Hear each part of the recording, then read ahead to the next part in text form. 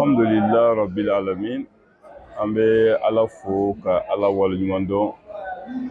Ala ye bi juma d'an ma ka ɲɔgɔn nata caman don an si kɔnɔ.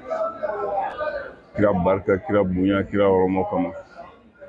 An filɛ palais Amadou Hampâté Bâ la. Cérémonie commémorative 22e journée de la médecine traditionnelle. Une manifestation tun b'an bolo kunu.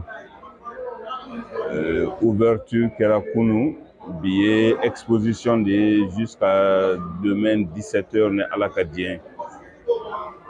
An ye laɲini camanba de kɛ farafin furakɛlaw, laada furakɛlaw, dɔnkotigiw, mɔgɔ o mɔgɔ ni dɔnniya dɔ b'i la min ye laada dɔnni ye, farafinya dɔnni min bɛ se ka adamadenya mago dilan, min bɛ se ka adamadenya dilan furakɛli bolo ma ani fɛn wɛrɛw taabolo ma.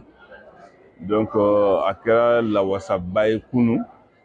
Alhamdulillah, CNT président min bɛ commission santé kunna, Abakar Fomba, o n'a ka délégation nana. OMS ka délégation tun bɛ yan ka fara délégation camanba kan. An n'u kumana, an ye ɲɔgɔn faamu. Diɲɛ baara o baara n'i b'a kɔnɔ, i ka kɛ a ɲɛdɔnbaga ɲuman ye, i ka kɛ a kɛbaga ɲuman ye. N bɛ deli k'a fɔ Hampâté Bâ ka kuma don. Diɲɛ fɛn o fɛn n'i ma kɛ a kalanden ɲuman ye, i tɛ kɛ o karamɔgɔ ɲuman ye. Yiri baara n'a bɛ fɔ a ma ko farafin yiri wala farafin fura, adamaden donn'a kɔnɔ, adamaden sugu bɛɛ b'a kɛ. Bɛɛ kɛra kɛbaga ye ka taa sɔrɔ bɛɛ t'a dɔnbaga ye, bɛɛ n'a man kan. O kɛlen don sababu ye ka lagosi caman se furabɔlaw ma, furakɛlikɛla hakikaw ma.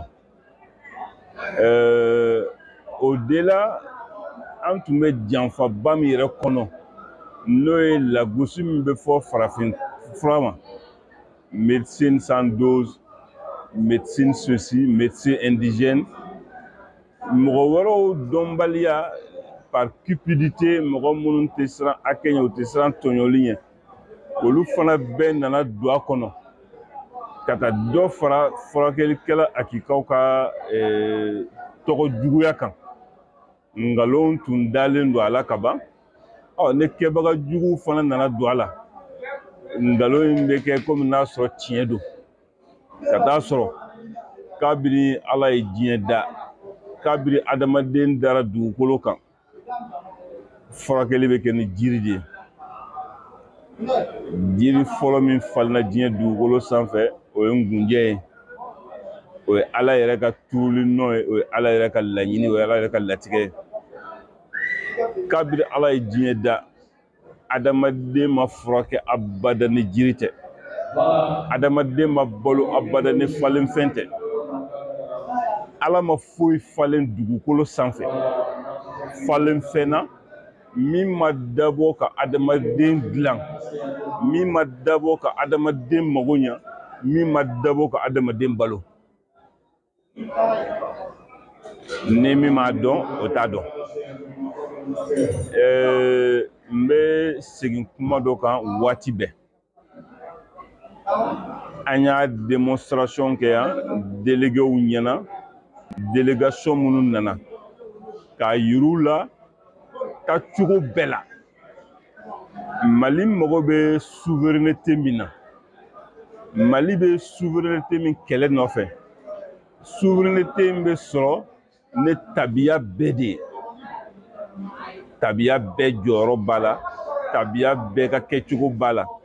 Parce que foyi tɛ yen ko adamadenya bɛ o sabati, n'o bɛ se ka adamadenya sabati, n'o ye adamaden ka lafiya ɲini ye, ka taa sɔrɔ farafinw tɛ janfa min kɔnɔ, o tɛ yen. Domaine bɛɛ don. Heureusement an bɛ barika da Ala ye, ka Ala fo. Mɔgɔ minnu bɛ jamana tigiya la bi, jamana in kalifalen bɛ mɔgɔ minnu na bi, o ye tiɲɛ bange waati de ye. Anw fana jɔyɔrɔ ye min ye dans la conquête de la souveraineté, dans la conquête de la souveraineté, dans la conquête de la dignité humaine, dans la conquête du rétablissement de nos valeurs sociétales. Anw jɔyɔrɔba b'o la wa an b'an jɔyɔrɔ fa ni Ala ka diɲɛ kira barika kosɔn. Min ye furakɛli ta yɔrɔ ye, n b'a fɔ banabagatɔw ye, n bɛ taga segin k'a kan. Kuma kelen fɔ ko 100 o ka fisa kuma façon 100 fɔli ye. Ne ka kuma tɛ, Ala de y'a fɔ. Ma bana foyi jigin dugukolo kan, ma bana min fura jigin. Nous nous excluons en faux par rapport à l'incurabilité de certaines pathologies. Ok, bana bɛɛ bi furakɛ, bana bɛɛ fura bɛ yen ni Ala ka diɲɛ ye. Man ta sɔrɔ fɔlɔ, ne n ta bɛ ɲɔgɔn na, ne ta ma ban fɔlɔ, si banna ka taa sɔrɔ fɛn dɔ b'i la, mais o kɔrɔ tɛ k'a fɔ ko fura kun t'a la. Bana bɛɛ bɛ furakɛ. Donc mɔgɔ o mɔgɔ bɛ yen bi, diffusion camanba kɛra ORTM na, média camanba ye fɛnkɛ kɛ. Bi Radio Nour bɛ yan, olu ye ne yɛrɛ ka partenaire ye. K'a ta nin waati na sisan jusqu'à la fermeture demain 17h ou 18h. Il a décidé ka promotion kɛ à l'occasion et à l'honneur de la 22e journée de la médecine traditionnelle qui a été célébrée. Mɔgɔ o mɔgɔ delila ka panase min, mɔgɔ o mɔgɔ delila ka panase san, n'i y'a dɔn ko a kɛr'i ka danaya fɛn ye, n'i y'a dɔn k'a ye nafa ɲɛ i ye, à partir de cet instant k'a daminɛ sisan fo sini fermeture la, n fana bɛna promotion kɛ à l'honneur de notre journée, d'où nous avons été magnifiés. Jamana faamaw nana, an ni bonya min ka kan, ka na o bonya segin an ma, an ni jɔyɔrɔ min ka kan, ka na o jɔyɔrɔ fɔ an ye, o jigi b'an kan an ka kɛ min ye jamana kɔnɔ, u y'a bɛɛ fɔ an ye, an n'u kumana wa an ye layiduw d'u ma. Donc, au nisɔndiya kosɔn, j'ai décidé de faire une promotion à partir de maintenant fo sini 17h. La grande bouteille qui fait 1 litre, n'an tun b'o di 3000 francs, o bɛ kɛ 2000 francs, mais à partir de 5 bouteilles. Petite bouteille ye 300, o bɛ kɛ 200 à partir de 5 bouteilles.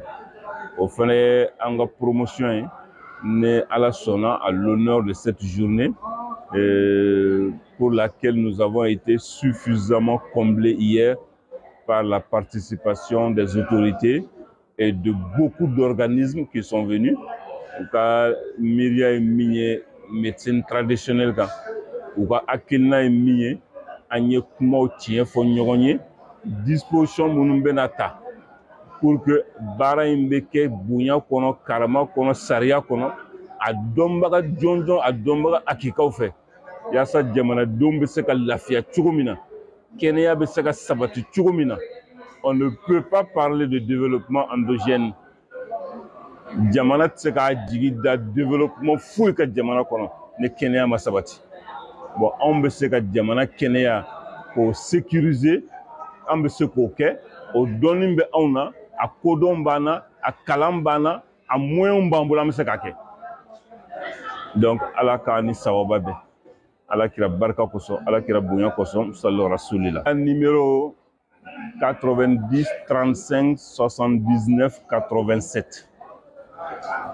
90 35 79 87, 64 49 27 27, 64 49 27 27.